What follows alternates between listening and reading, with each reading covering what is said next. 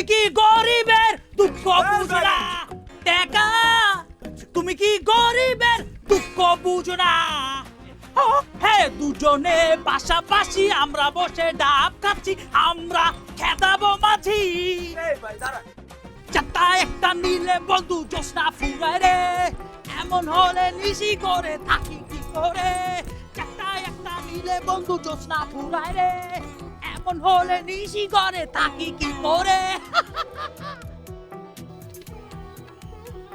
মেয়ে পুরুষ হলো কেমন আপনি কে কারে গান শোনাচ্ছেন?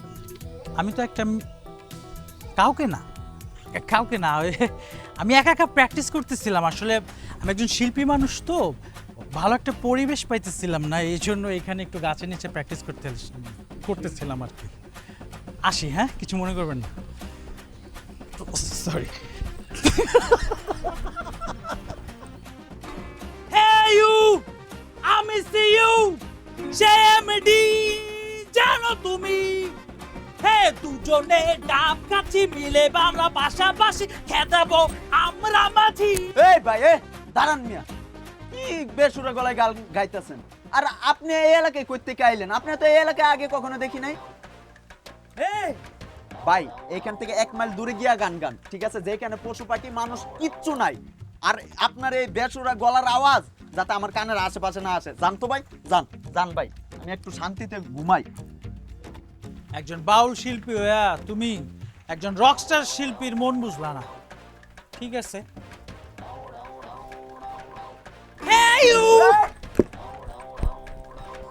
ওই যে চিনা না তুমি তার কাছে পড়ার তারে চেয়েও না আরে গাইয়া সোহেল ভ্যান সোহেল এই মিম তুই চুপ কর না ভাইয়া তুমি কিছু মনে করো না ওর কথা হ্যাঁ তুমি যেহেতু হেল্প করতে চাইতেছো হেল্প করো কোনো অসুবিধা নেই কিন্তু আরেকটা কথা আমাকে চিনো যদিও তুমি না আমাকে চিনো তুমি না চিনলেও পুরো ওয়ার্ল্ডের মানুষ আমাকে চিনে আই এম রকস্টার শরীফ শিল্পী গান গাই এক কাজ করো তোমার সাথে আমি একটা সেলফি তুলে পোস্ট করে দেই তুমি ভ্যান সহ ভাইরাল হয়ে যাবা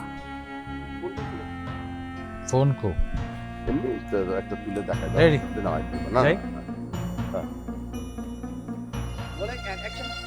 এক কাজ করি তুমি যেহেতু আমাদেরকে হেল্প করতেছো তোমার সাথে আমি একটা ছবি তুলবো তুলে ফেসবুকে পোস্ট করবো ভ্যান সহ তুমি ভাইরাল হয়ে যাবে আসো সরি দাদিমা ইম্পসিবল আমি কারোর সাথে রুম শেয়ার করে ঘুমাতে পারবো না আর জীবনে আমি ঘুমাইও নাই তাছাড়া কারোর সাথে রুম শেয়ার করলে আমার একটু প্রবলেম আছে মানে আনিজে লাগে একটু কুতকুতানি আছে আর কি একটা কাজ করলে কেমন ওনাকে অন্য একটা রুমের ব্যবস্থা করে হে পাখি হে সুন্দর দুটি আঁকি হে বুঝলা তুমি নাকি হে পাখি পাখি দুজনে পাশাপাশি আমরা মিলে ডাব খাচ্ছি খেদাবো আমরা মাছি দাঁড়ান আপনি তো এই এলাকায় কখনো দেখি নাই আপনি কই থেকে আসছেন আর এরকম বেসুরা গলায় গান গাইতেছেন ভাই জান তো ভাই জান একটু আরামে ঘুমাইতে দেন ভাই হায় রে একটা বাউল শিল্পী হইয়া তুমি রকস্টারের শিল্পী বুঝলা আরেকবার দেখি এই সমস্ত জায়গায় মানুষ থাকে বাবা কি নোংরা কাদা মাটি তার মধ্যে বাজে গন্ধ আমি তো এক মুহূর্ত টিকতে পারছি না আমার বমি আসতেছে তুমি একটা কাজ করো এখনই গাড়ির ব্যবস্থা করো আমি যেভাবে হোক ঢাকায় চলে যাবো আমি থাকবো না এখানে 1 মিনিটও থাকবো না লাগবে না আমাকে দোয়া করি তুমি অনেক বড় হও আমার তো চিন্তা ভেবেই খুব ভালো লাগছে যে আমার মা তোমাকে মানুষের মতো মানুষ করতে পারছে প্রত্যেকটা কথাই ও রেগে যাচ্ছে একদম তোর মায়ের মতো হয়েছে বুঝলি আর তুই গিটার টিটার নিয়ে এখন এখানে বসে আছিস কেন ছবি চলাই আয় চলাই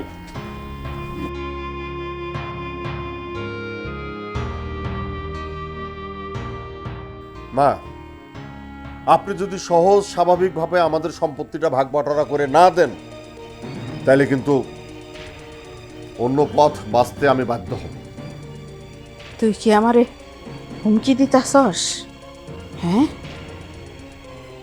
তাইলে শুই না রাখ আমি যতদিন বাইসা আছি আমি বাইসা থাকতে এই সম্পত্তি থেকে 1 ইঞ্চিও আমি তো করে বেচতে দিব না ঠান্ডা হয়ে বসেন তো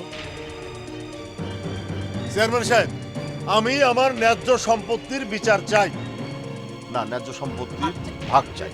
মা, মা, এটা তুমি কি বলতেছো?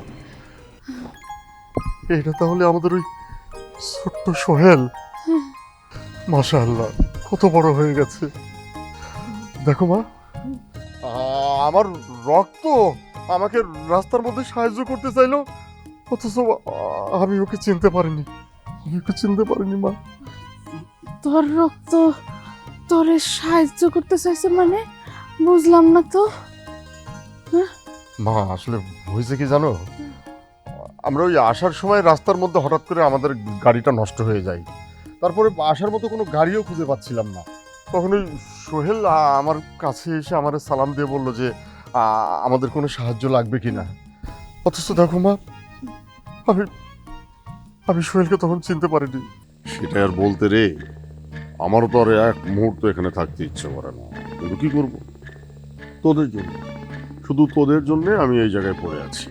সম্পত্তির ভাগটা যখন হয়ে যাবে না, ওটা হাতে চলে আসলে মনে কর আমি, তুই আর মিম শহরে।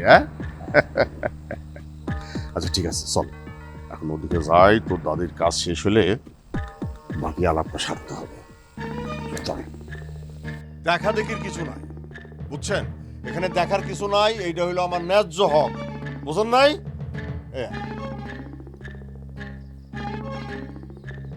যেমন করে হোক, যেভাবে হোক, আপনি আমার কাজটা সমাধান করে দিন, ঠিক আছে? আপনারা যদি কিছু করেন না, আচ্ছা ঠিক আছে, আপনি চিন্তা করেন না, আমি কালকে বিকেলে গিয়া একটা সালিশ বসে আসবো। খালি সালিশ বসালে হবে না, আমার কাজটা যেন সুন্দরভাবে সমাধান হয় সেই ব্যবস্থা করবেন, বুঝেন নাই? হ্যাঁ, তা ঠিক আছে, আমরা তাহলে আজকে আসি। চল। আমরা তো এই পরিবারেরই একটা অংশ, আমরা আমাদের ন্যায্য অধিকারটা পেতেই পারি। চেয়ারম্যান সাহেব, আমার কিছু কথা ছিল, আপনারা কি শুনবেন? বলেন, শুনতে আসছি। এই যে সম্পত্তি, এই জায়গা জমি নিয়ে এত কথা, এত টানাটানি, আসলে এই সম্পত্তির আসল মালিক হয়েছে আমার বড় ছেলে, মানে সোহেলের বাবার।